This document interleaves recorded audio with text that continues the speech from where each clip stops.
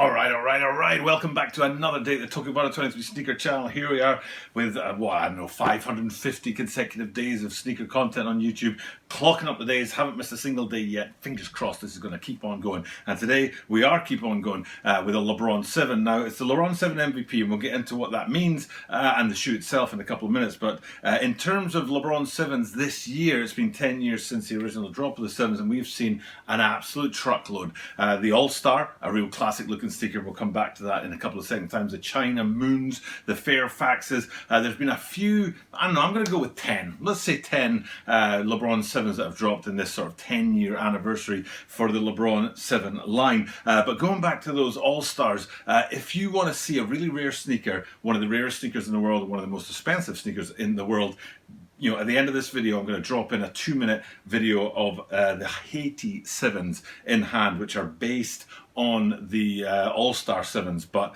with a little bit of a twist on it. So it's one of the rarest sneakers in the world, and because of our good friend Shoe Butter dropping content on my channel, I can give you these little 2-minute videos of those like never really seen sneakers. That's how rare they are. So look out for that at the end of the video. But before that, we've got to talk about everything that is the MVP, but also look at the details that make this a really cracking shoe. So without further ado, let's get into this. The Nike Lebron 7 MVP. This is the Talking About It 23 Sneaker Channel. Talking About It 23 Sneaker Channel des. Mainichi Absoluno de Mainichi Miti Kudasai. And every single day from Tokyo, Japan, I bring you content about upcoming sneaker releases, sneaker news, and sneaker reviews. And in the spotlight today, it's that Nike Lebron 7 MVP. And it's got a great story. There's an awful lot of interesting details about this shoe. And there are an awful lot of interesting details on this shoe. So I'm going to do that in those two parts today. I'm going to talk about the actual story of the shoe and what the point of it is, why it's important, what its history is, and then on from that to look at all the details on it, because there are classic 7 details on there, but there are also some extra details on what is essentially a player exclusive that's now getting a regular drop. And that's the story of the shoe. Originally, this shoe was due to drop 10 years ago when LeBron 7s were, out there in the world for the very first time 10 years ago in that season, which would have been the 9-10 season. And at the end of that 9-10 season, LeBron James was voted the MVP for the second year in a row. And I'm talking about the league MVP, not the finals MVP, for the second year in a row. And to commemorate that, celebrate that, whatever you want to say, he decided to come out with this shoe. It should have dropped as a proper drop, regular sales, people can get their hands on them. Didn't. It just sort of disappeared. But of course, a few of the shoes made it out into the world, and those shoes are fairly well, highly sought after, or they used to be, used to command a decent price at resale. Like, we're not talking the Haiti 7s that you're going to see at the end of this video. I mean, those guys are a one-off that would command, I would say, probably even 5 figures. But now that they're doing a proper general release run for these MVPs, then that whole resale market has fallen apart. And today, that's one of the main points of this video. As you've seen the title on the video, it says, is it fair to drop a full-size run on what was previously a very rare sneaker? And just straight off the bat, full disclosure and everything like that, no. It's not, in my opinion. Of course, you might have a difference of opinion with me out there. Maybe you think it's up to the brands to do whatever the heck they like, or maybe you actually like it that somebody punches a hole in the resale sort of price of things because it's overinflated. Why should you pay thousands of dollars for a shoe that retailed for only hundreds of dollars or even less than that? And that that's understandable. But for me, some people really spend decades building a collection or buying shoes. Some guy a year ago paid 4 figures for this shoe, and then all of a sudden they drop in a general release, and it's almost identical, if not perfectly identical to the shoe 10 years ago.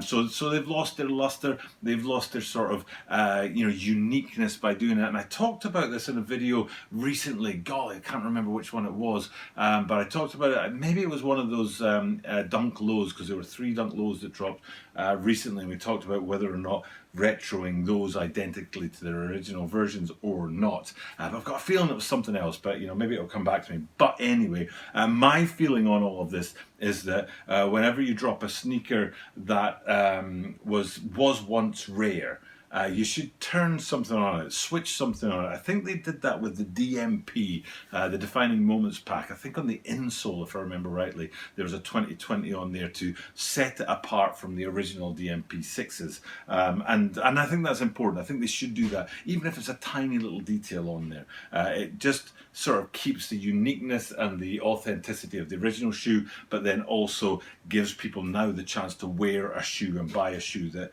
is a classic colorway or a classic silhouette. So for me, to answer my own question, is it fair to do a general release on a shoe that was limited some years ago? I don't think it is. I mean, if you, in the case of these ones, it's a little bit different, I suppose, because they had originally planned a general release. But if Nike come out with a special edition shoe in 2000 and then in 2020 they do general release of that shoe, they kind of lied to us 20 years ago, if you ask me.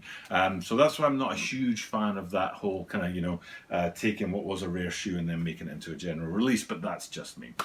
So anyway, part 2 of the video is all about looking at the shoe and the details on it. And like I said, there's some specific details that are unique to the 7, and then there are some unique details that are specific to this shoe.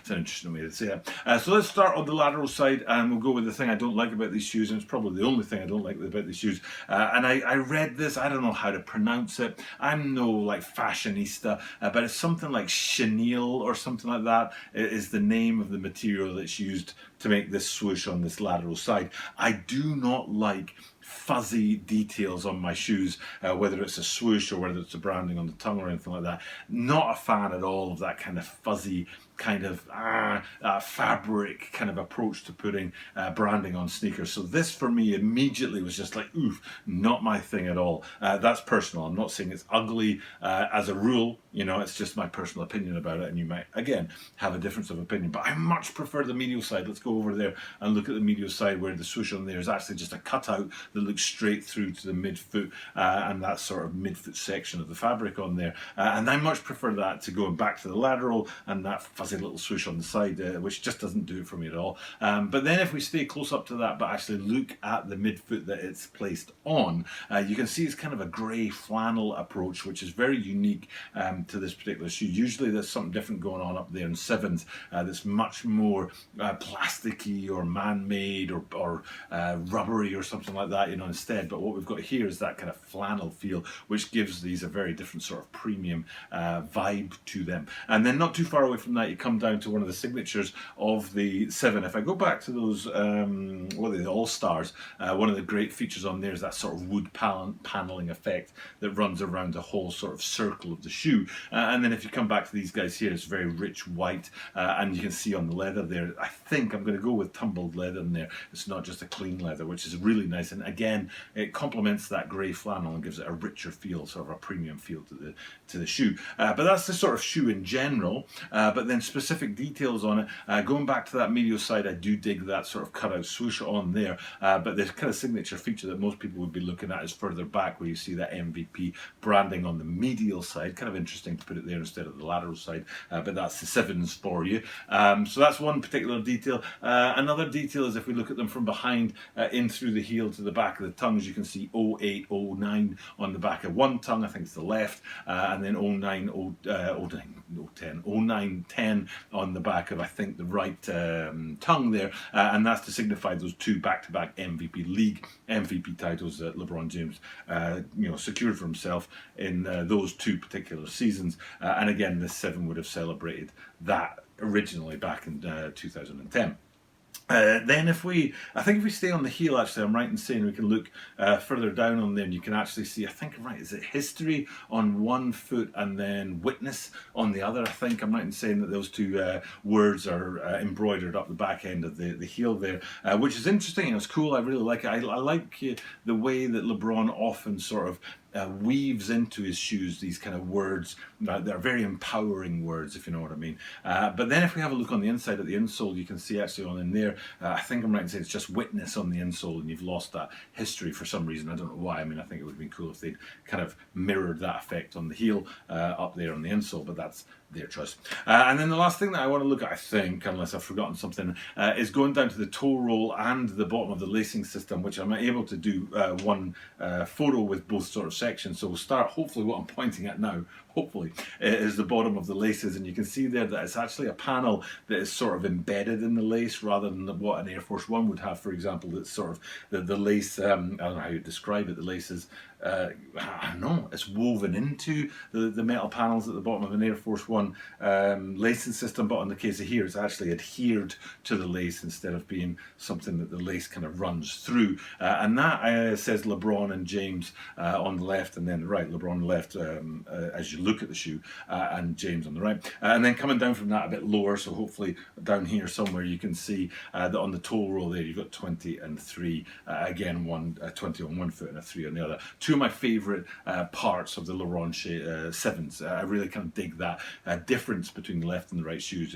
It's one of my favourite things in sneakers is when the shoes don't match, because you know that they spent time on design and they've taken the time to make a really nice shoe instead of just going for what the cheapest option would have been. So that's everything I've got to really talk about. Oh, there goes my iPad.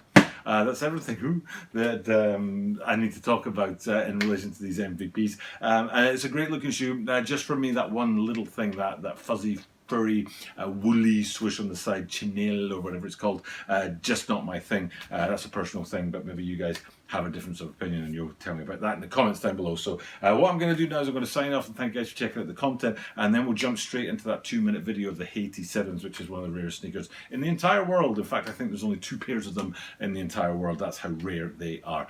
So I'll do that, I'll jump into that, and then I won't come back. So that'll be the last part of this video. So thanks for checking out the content. I hope you appreciate the next 2 minutes. Hope you appreciated the last, I don't know, 12, 13 minutes or whatever this video was. For now though, time to sign off and do what I do at the end of every single one of my videos, which is tell you that I do this every single day. So you are guaranteed to see me tomorrow.